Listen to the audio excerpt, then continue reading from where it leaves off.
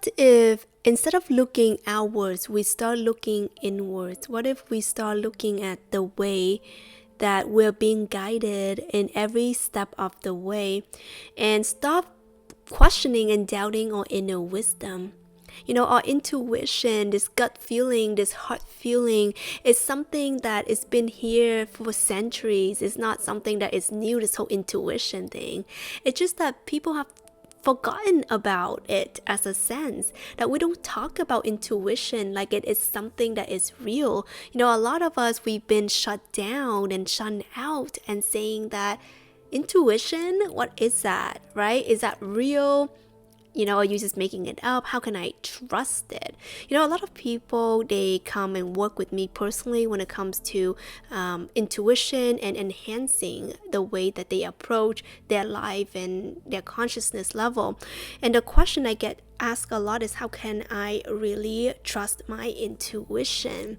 And what I always say is, well, let's forget about intuition for a second, but can you trust yourself? Interesting question, huh? Do you trust yourself? Do you trust yourself to make the right decisions?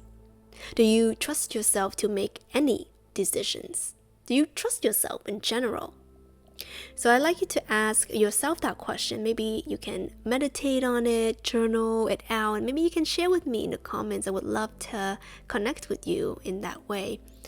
But when it comes to intuition, it's all about that really deep connection with the self, with the inner world, and also of the divine.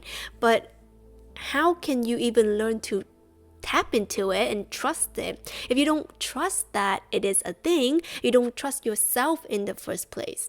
So what happens is that we start losing this trust with ourselves as we start to grow older and start doing these toxic cycles. Even little things like we say, okay, let me wake up in the morning at 6 a.m. and I'm gonna stop smoking today.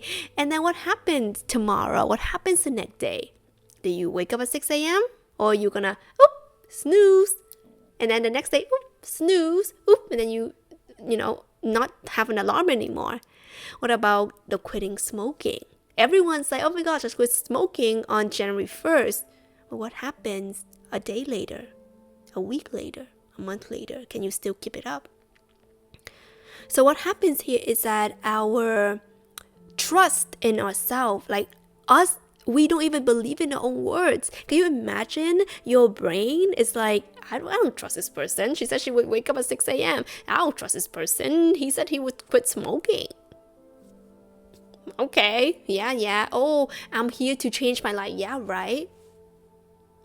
You see what happens? So when we have this internal battle going on between us and our mind. So this is what happens when we feel into our intuition and we get these nudges and gut feelings, and then our mind is like, okay, yeah, right, I'm rolling my eyes at you.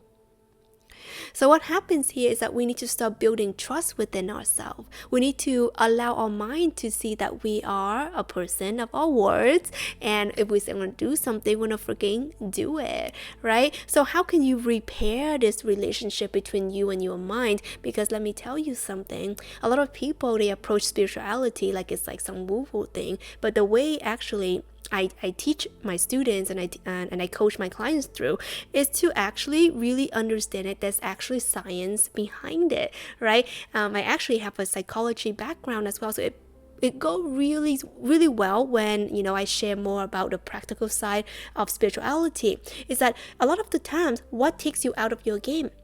What takes you out of doing the things that you really want? You think it's your heart or you think it's your head? Of course, it's our head. Right? No, you can't do it. Oh, no, but it's too dangerous. Oh, no, well, what if you fail? Oh, no. That is our head speaking to us. So wouldn't be the most sensible thing for us to do is to be friends with our head, with our brain, right? Wouldn't be the most sensible thing, not even spiritual, sensible, logical thing is to get our mind on board. So that's why whenever I do, my classes, my trainings, my programs, when I work with people one-on-one or in a group level, I always go really deep into getting your mind on board. Because if your mind is not on board, then we cannot relax into our infinite possibility. We cannot relax into our true divine nature of going deep, because our minds go like, what are you doing, you crazy person?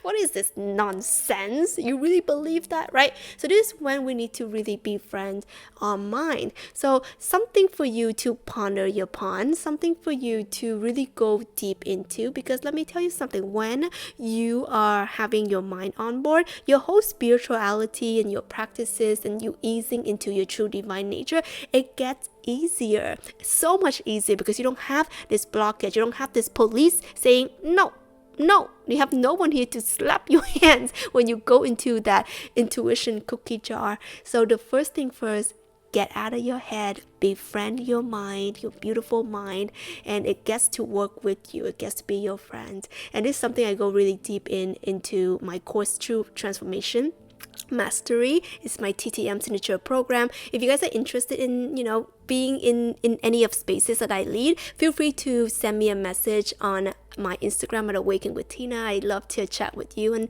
share what works for you and maybe share some resources with you. I love you so much, and check out this video for more info on how to tap into your divine nature, and I'll talk to you soon.